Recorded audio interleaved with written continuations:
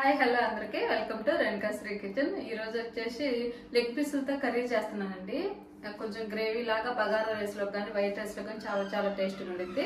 ఏమేమి పదార్థాలు కావాలి చూద్దామండి, ఎలా ప్రిపేర్ చేసుకోవాలి చూద్దాం. చూడండి, నేను ఒక హాఫ్ కిలోకి తెప్పించానండి. చిన్న పీసులుగా నుండి లెగ్ పీసులు 4 ఉండయి. ఇవి వచ్చేసి నేను క్లీన్ గా వాష్ చేసుకొని దాంట్లోనే ఉప్పు, పసుపు, కారం, కొంచెం అల్లం వెల్లుల్లి పేస్ట్ వేసి కలిపి నానబెట్టి ఉంచానండి. ఒక ఆనియన్ అండి, పెద్దది ఆనియన్ కట్ చేసి పెట్టాను. ఒక టమాటా అండి, కారం అండి ఒక 2 స్పూన్లు, పసుపు వచ్చేసి ఒక హాఫ్ స్పూన్ తీసుకున్నానండి.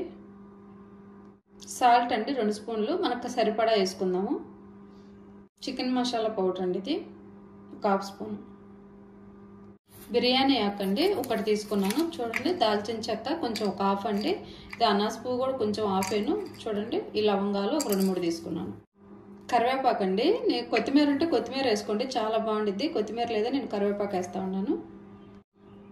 చికెన్ గ్రేవీ కర్రీకి వచ్చేసి ఈ మసాలానండి మెయిన్. ఈ మసాలా వచ్చేసి కొబ్బరి, ఆనియన్, చిన్నుల్లిపాయలు వచ్చేసి అల్లము మొత్తం కలిపి నేను మిక్సీకి పట్టానండి. ఈ పేస్ట్ ఏను టేస్ట్. ఎలా ప్రిపేర్ చేసుకోవాలో చూద్దామండి. స్టవ్ ఆన్ చేసి ఒక గిన్నె పెట్టుకున్నాము. కర్రీకి సరిపోయినంత ఆయిల్ పోసుకున్నామండి, చాలు. ఆయిల్ హీట్ అయిందండి. చూడండి, అవి వేసుకున్నాం కదా, ఆనియన్ వేసుకున్నాం.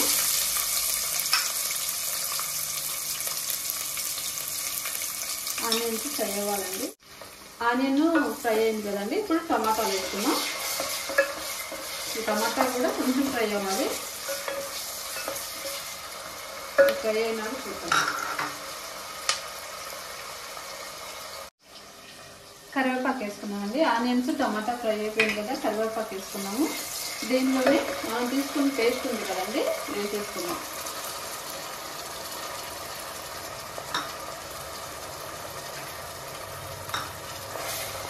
ఇది పేస్ట్ బాగా ఫ్రై అయిపోవాలండి. దీనికి సరిపడే మనము వచ్చేసి కారం, సాల్ట్ అది వేసుకోవాలండి. ఎందుకంటే చికెన్ పీసులకు ఆల్రెడీ మనము నానబెట్టేసి ఉన్నాం కాబట్టి మసాలాకి సరిపోయినంత వేసుకోవాలి, ఎక్కువ వేసుకోవద్దండి. ఫ్రై అవ్వాలి.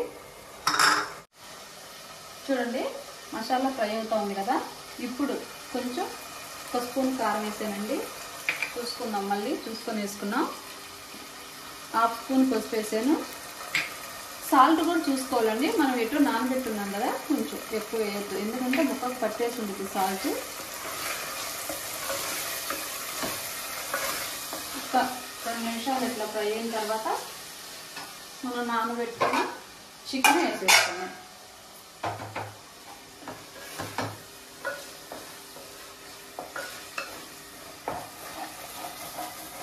ఎందుకంటే చికెన్లోనే వాటర్ వచ్చేస్తుంది, వాటర్ ఏం పోసుకోవద్దు ఎక్కువ.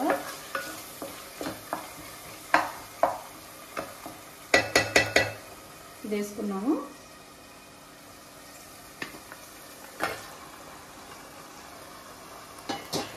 ఇప్పుడు పెట్టేసేద్దామండి. వైట్ రైస్లో కానీ బగారా రైస్లో కానీ చాలా చాలా టేస్ట్ ఉంటుంది కర్రీ. మీకు ఇంకా గ్రేవీ ఎక్కువ కావాలంటే కొంచెం జీడిపప్పు పేస్ట్ వేసుకుంటే ఇంకా బాగుంటుంది. నేనైతే వేయలేదు.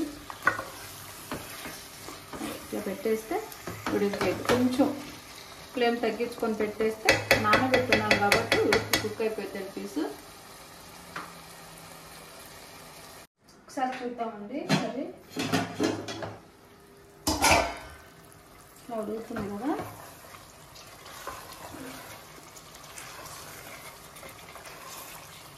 కొంచెం వాటర్ పోసుకున్నామండి.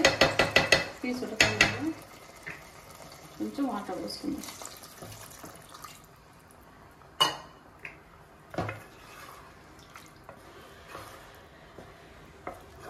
అంతేనా, కొంచెం మీడియం ఫ్లేమ్లో పెట్టుకొని ఉడకనిద్దాం. ఇప్పుడు వచ్చేసి కొంచెం చికెన్ మసాలా పౌడర్ కానీ వేసేద్దాం. చూద్దామండి ఒకసారి. చూడండి, ఆయిల్ పైకి వచ్చింది కదా, ఒక్క 10 నిమిషాలు ఉంటే అయిపోయిందండి. చూడండి పీస్ మెత్తగా ఉడికిపోయింది. 10 నిమిషాలు ఉంటే అయిపోయింది.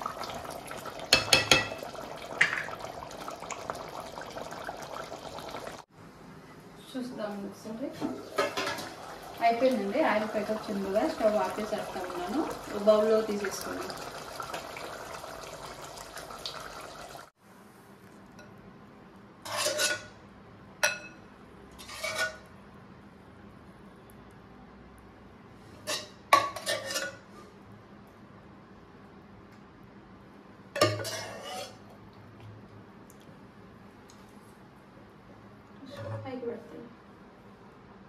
అయిపోయిందండి చికెన్ కర్రీ. రైస్ పెట్టుకున్నాను.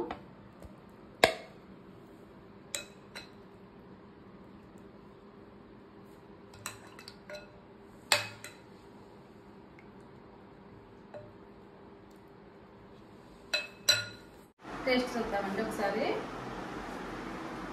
చూడండి ఎంత బాగా కుక్ అయిపోయిందో చికెన్.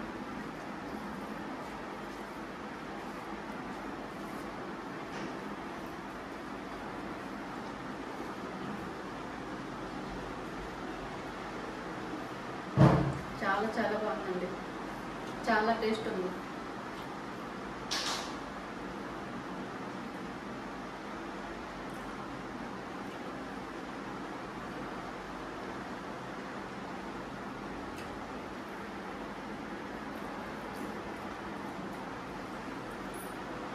చాలా బాగుందండి. ఖచ్చితంగా నచ్చితే లైక్ చేసి కామెంట్ చేసి సబ్స్క్రైబ్ చేయడం మాత్రం మర్చిపోద్దండి. నా వీడియో చూసి ప్రతి ఒక్కరు చాలా చాలా థ్యాంక్స్ అండి. బాయ్.